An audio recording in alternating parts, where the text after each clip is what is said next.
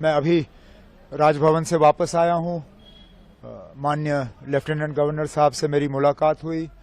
मुलाकात के दौरान मैंने उन्हें नेशनल कॉन्फ्रेंस, कांग्रेस, सीपीएम, आम आदमी पार्टी और जिन इंडिपेंडेंट्स के तरफ से नेशनल कॉन्फ्रेंस को समर्थन की चिट्ठी मिली है, उन्हें उन चिट्ठियों को मैंने लेफ्टिनेंट गवर्नर साहब के हवाले किए और उनसे गुजारिश की कि जल्द से जल्द वो तारीख मुकर्रर करें ताकि यहाँ ओथ लिया जाए और लोगों की चुनी हुई हुकूमत जो है अपना काम संभाले। किस तारीख को sir oath ceremony?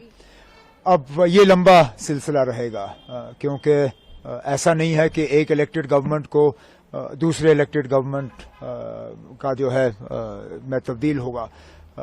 Central rule है, यूनियन टेरिटरी है और गवर्नर साहब को एक अपने कागज तैयार करके पहले राष्ट्रपति भवन भेजने हैं।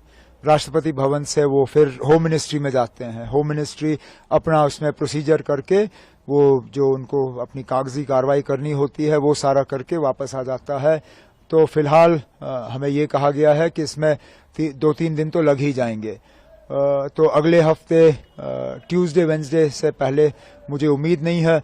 उम्मीद की जा रही है कि अगर ये सारा जल्दी हो जाता है तो वेंसडे को हम ओथ सेरेमनी यहाँ कर लेंगे। ऐसा कयास लगाया जा रहा था कि इंडिया अलायंस के तमाम बड़े नेता इस ओथ सेरेमनी में मौजूद रह सकते हैं, तो किन अब आप अभी वो आप फारूक साहब से बात करिए। इंडिया ब्लॉक के लीडर वो हैं और इन्विटेशंस अगर जाएंगे तो उनके तरफ से जाएंगे। मुझे जिनको इनवाइट करना होगा वो अपने तरफ से मैं कल बैठ के उन्हें जो है दावत दूंगा। लेकिन फिलहाल तो अब ओथ की तैयारी हो रही है। सर, आज कांग्रेस लीडर्स भी मिलने आए थे, तो क्या कोई डिमांड्स या कुछ नहीं, उन्होंने अब डिस्कशंस तो हमारी रहती हैं। हम मिलके हुकूमत बना रहे हैं। उनका जो है लेटर ऑफ सपोर्ट हमें हासिल हुआ है और उन्होंने आज अपनी बैठक की। उनकी अपनी बैठक में उन्होंने अपने हाईकमांड को इजाज़त दी कि वो सीएलपी का जो है फैसला करें, सीएलपी लीडर का फैसला करें। तो हमने जो अपनी अंदरूनी बातें करनी थी वो हमने की। सर, काफी इंडिपेंडेंट कैंडिडेट्स भी अब ज्वाइन इन कर रहे हैं एनसीए ने देखा पिछले कुछ दिनों में, तो क्या स्पेकुलेशन है कि और जो बाकी हैं वो भी ज्वाइन करेंगे, ऐसा कुछ? न, ऐसी बात नहीं है। ये आमतौर पे वही लोग हमारे साथ जुड़ रहे हैं जो पहले भी हमारे साथ जुड़े हुए थे।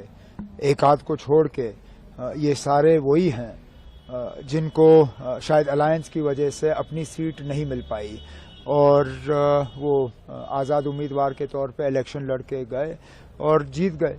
अब वो अपने नेशनल कॉन्फ्रेंस के साथ में वापस आना चाहते हैं और एक आध ऐसा है जो नेशनल कॉन्फ्रेंस में रह के हमारे साथ एक नया रिश्ता कायम करना चाहता है, जिसकी हमने सराहना की, जिसको हमने वेलकम किया और इन्हें लोगों के वोट हासिल हुए क्योंकि लोगों की उम्मीदें हैं कि उनके इलाकों में काम होंगे और मेरा फर्ज बनता है कि उनके मैं जो है हाथ पकड़ के उनके इलाकों में उनकी मदद करूं। सर, एक आखिरी सवाल।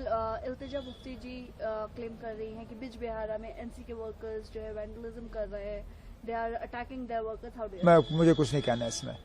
ये अब अगर किसी तरह का सबूत है तो वो पेश करें। जिनके खिलाफ इल्जाम लगे हैं वो तो उनके खिलाफ अब केस करने के लिए तैयार हैं, डेफेमेशन के। अब ये अदालत को फैसला करने दीजिए कौन सही है कौन गलत। सर, जम्मू डिवीजन के इग्नोरेंस का एक बड़ा आरोप लगा। कोई इग्नोरेंस नहीं है ना, कोई